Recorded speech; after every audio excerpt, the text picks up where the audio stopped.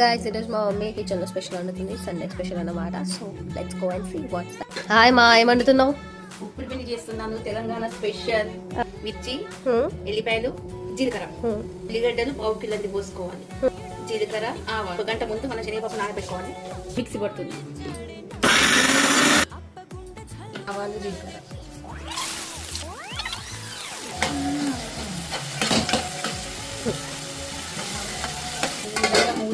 ఎంత ఉప్పు వేసాను.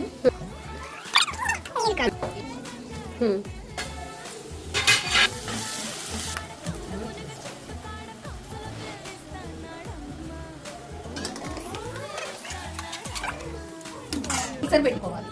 మళ్ళీనట్టు కూర్చోండి. ఇది విధంగా ఉంటుంది తెలంగాణ ఉప్పుడు పిండి. ట్రై చేయండి. Share, subscribe.